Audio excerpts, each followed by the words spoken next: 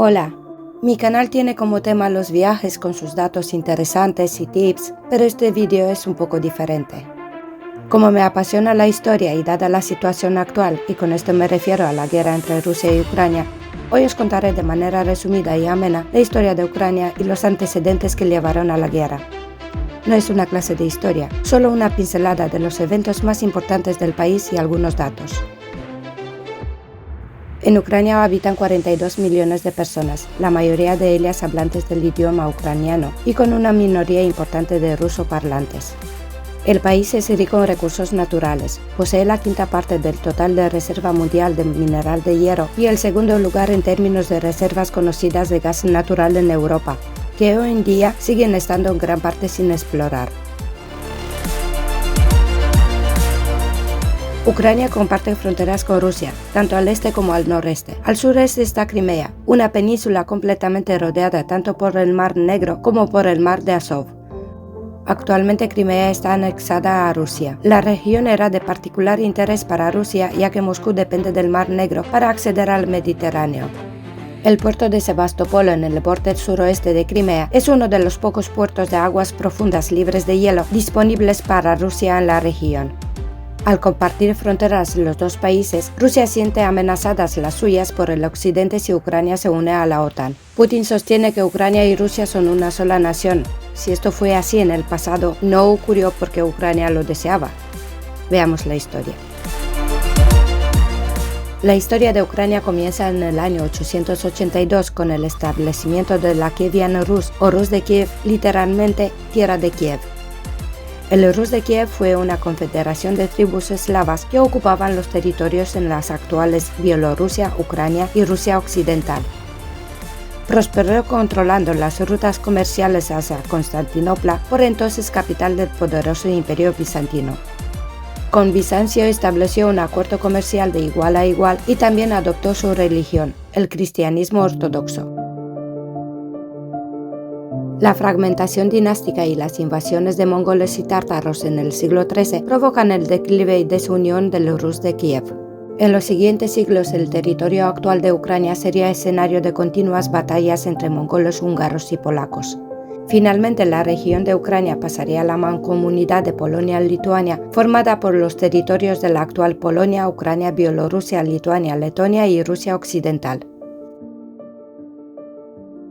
A mediados del siglo XVII, una alianza entre cosacos tártaros y campesinos ucranianos logró expulsar a la mancomunidad y establecer un estado independiente. Se denominó Hetmanato cosaco o Ucrania cosaca.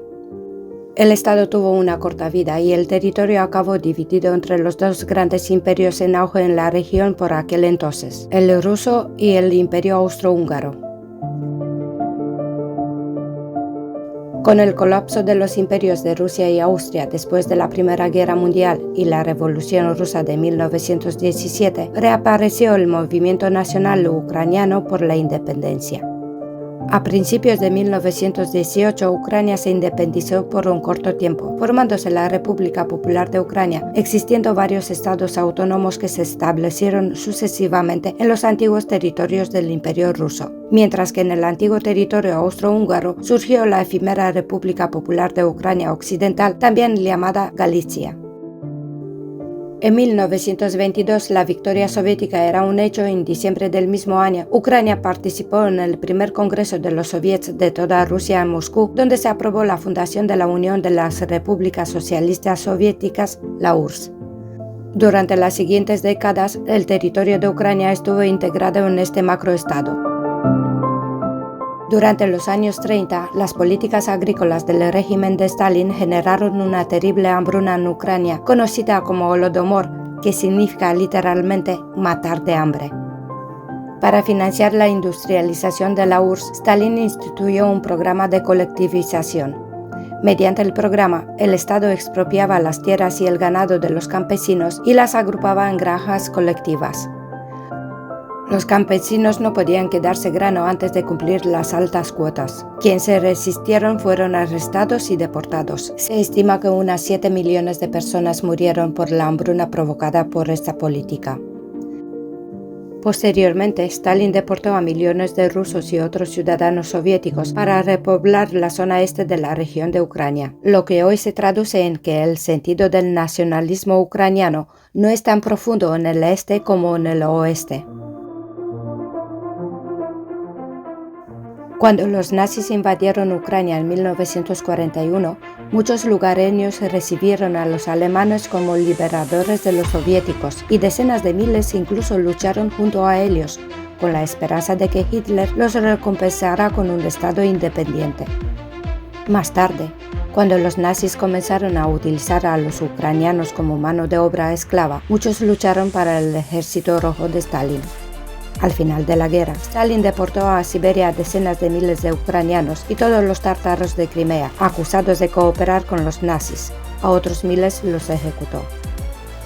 Tras la Segunda Guerra Mundial, Ucrania contó con un cierto grado de autonomía, siendo miembro fundador de las Naciones Unidas en 1945. En 1954, el poder central soviético, encabezado por Nikita Khrushchev, entregó a Ucrania la región de Crimea, hasta entonces parte de la Federación Rusa. Los motivos no quedan claros.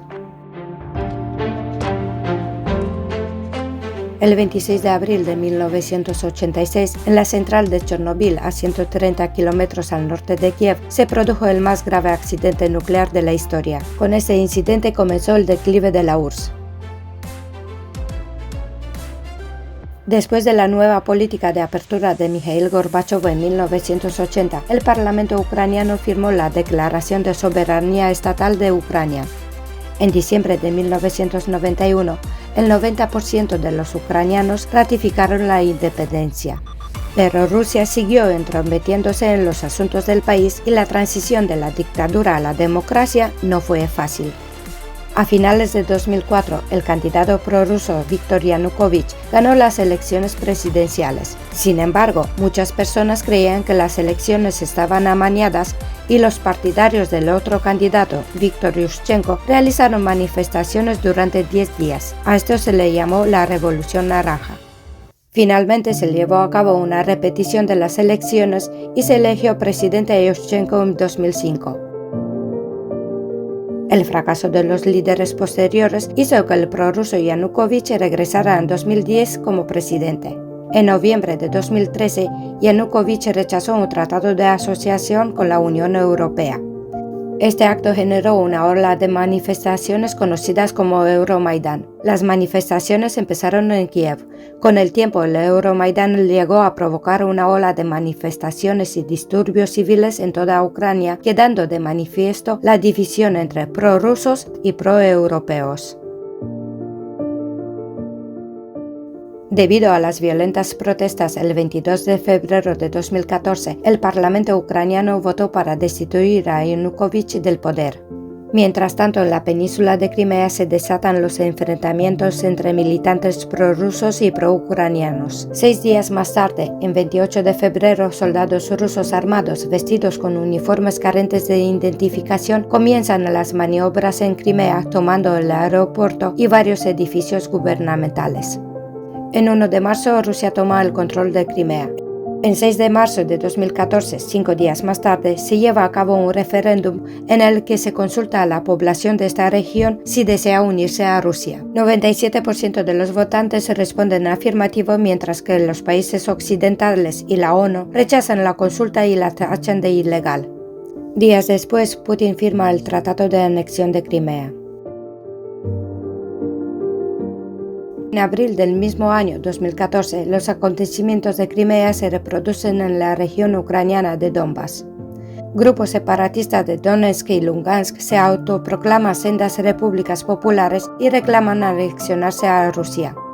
La mayoría de los habitantes de Donbass son rusófonas. La región cuenta con ricas reservas de carbón y otros minerales. En los casi 8 años transcurridos, Rusia ha proporcionado armas y apoyo económico a estas entidades separatistas, aunque no ha reconocido estas repúblicas hasta el pasado 21 de febrero de 2022. Las negociaciones y las sanciones a Rusia a lo largo de los años no han resuelto el conflicto de Donbass y Crimea sigue territorio de Rusia. Al contrario, en la primavera del 2021, Rusia envía alrededor de 100.000 soldados a sus fronteras con Ucrania y Crimea, aparentemente para ejercicios militares en respuesta a las actividades militares amenazantes de la OTAN cerca de sus fronteras. Más tarde, Rusia dice que retira las tropas, pero quedan decenas de miles.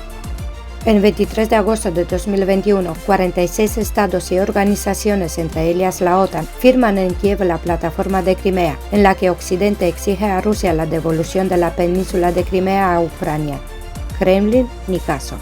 En 3 de diciembre de 2021, el Washington Post informa que Rusia prepara una ofensiva contra Ucrania con hasta 175.000 militares. Уважаемые граждане России, дорогие друзья, сегодня вновь считаю необходимым вернуться к трагическим событиям, происходящим на Донбассе. En la madrugada del pasado 24 de febrero de 2022, el presidente ruso Vladimir Putin anunció una operación militar especial para desmilitarizar Ucrania. El presidente de Ucrania, Zelensky, activa la ley marcial y pide a los líderes mundiales detener a Putin.